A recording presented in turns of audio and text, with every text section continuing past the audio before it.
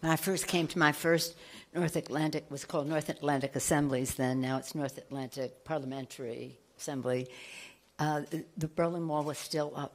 It was in the late 80s. The Berlin Wall was still up, and that was the big challenge, of course. Since then, over the years, other issues have emerged, other challenges have emerged. The war against terrorism, issues that relate to cybersecurity, just so many issues of money laundering, the rest, exploitations that would not have even been possible then because technology wasn't where it is.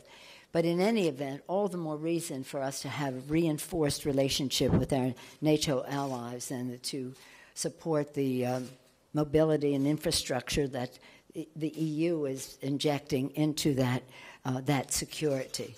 Now more than ever, we need NATO as we go forward because the challenges are more complicated than a bipolar relationship with the Soviet Union.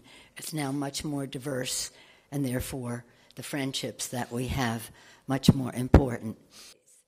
We began our visit in Munich, where around 10% of the Congress... I think our message is a very clear one when 10% of the Congress comes to Europe for the Munich Security Conference, as well as continuing on here with even more additional members present.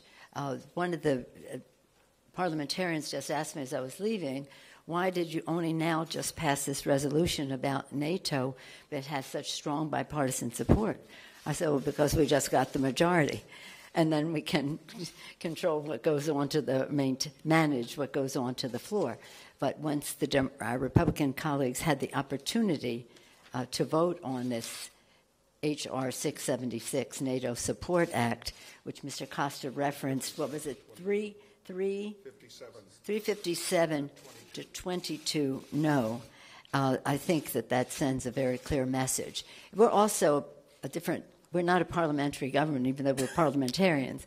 We have Article 1, the legislative branch, the first branch of government, co-equal to the other branches, and we have asserted ourselves in that way.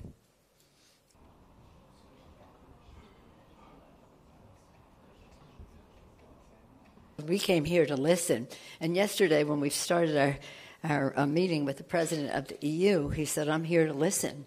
I said, well, we're here to listen. This could be a very silent meeting. However, it wasn't. And it went on for an hour and a half of our learning from each other, and that's what this is about. It's about one word. It's about respect.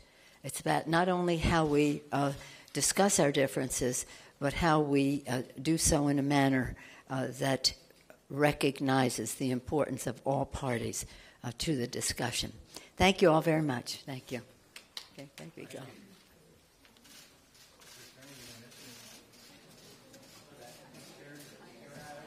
But I don't come here to criticize the President of the United States.